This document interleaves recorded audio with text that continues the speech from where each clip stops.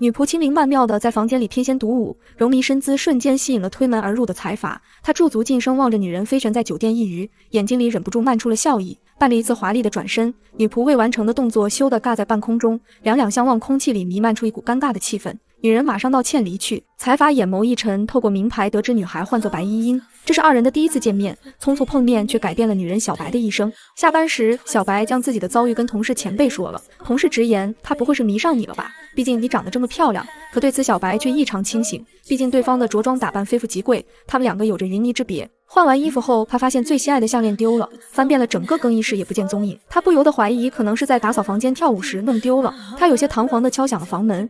노크를 3번 한 번 했네요. 무슨 일이에요, 백이영 씨?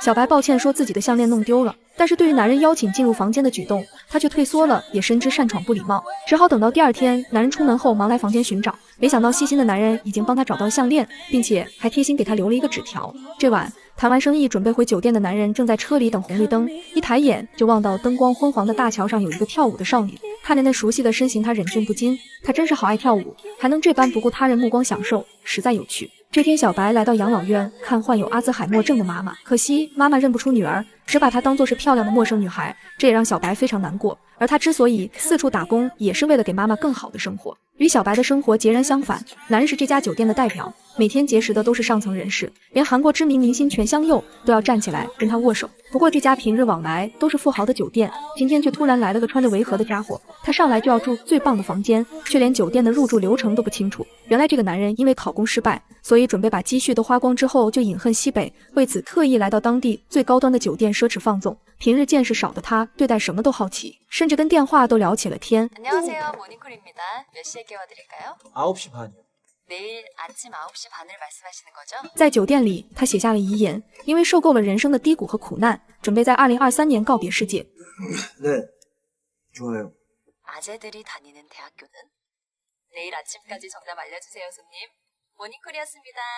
좋은 하루 되세요. 而第二天，在他出门后，小白为其打扫房间时，就无意间捡到了这张遗书。为此，酒店负责人专门召开会议，因为顾客几天后才退房，也就意味着他很有可能会选择在酒店自我了断。庄务认为，按照酒店利益考虑，这势必会是负面新闻，给钱打发走就行了。可男人的举动却恰恰相反。 이후에서도 우리는 우리 호텔을 찾아주신 손님에게 자, 어떻게든 막아보자. 这样善良又正义的财阀不多见，也让小白对其心生憧憬。酒店的主管开始调查准备轻生的男子身份，从酒店监控中很快锁定了他的动向。为了阻止他放弃自己，酒店开始了治愈大作战。这天，酒店经理敲门祝贺他中了圣诞大礼包，里面不光有当红歌手的演唱会门票，还有明年圣诞的免费入住门票。男人心想，明年我早嘎了呀，这玩意给我浪费了。不过他还是默默收下了。晚上开车回酒店的代表又见到了下班的小白，只见他正努力跳起帮男孩捡挂在树上的气球。 제가 도와드릴까요?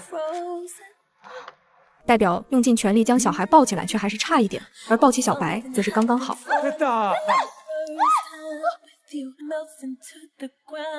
代表询问女人平安夜怎么还在外面逛不回家，小白说出了自己接下来要去教堂的行程，而代表正巧也要去，两人便顺理成章结伴而行。不过很明显，男人根本以前就没来过，不光不会唱住歌，还总是搞错流程。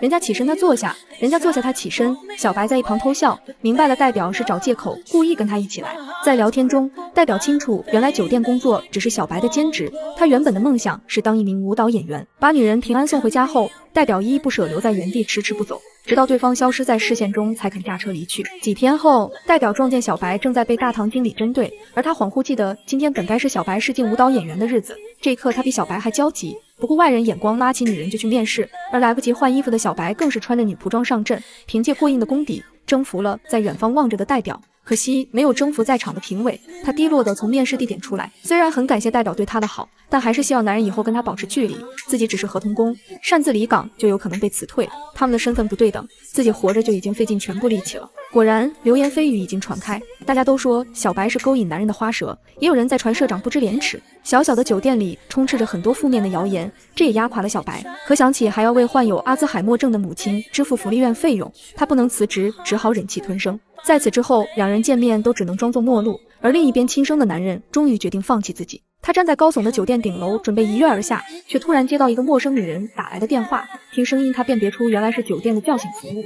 他本以为是人工智能，没想到是真人。女人拿着手机慢慢靠近他。 너도 오늘 여기서 뛰어내리려고 했어. 매일 똑같은 일만 반복되고 날 위로해줄 사람도 하나 없고 뜻하지 않게 저랑 비슷한 생각을 하는 사람을 만났어요. 而这一刻，男人突然有了活下去的动力。原来每天跟他聊天的酒店电话是他的知己。也许为了眼前的女人，他可以试着再努力下去。终于解决了一件大事，代表来到酒店大厅寻找小白。这一刻，所有的谣言与眼色都不能阻挡他前进的脚步。他走到小白面前，说出心声： 나 이영 씨랑 같이 생일 맞이하고 싶어서 다시 왔어요. 꽃뱀이래요. 꽃뱀과 파렴치한의 조합이면 그렇게 나쁜 것 같지 않은데. 그러게요.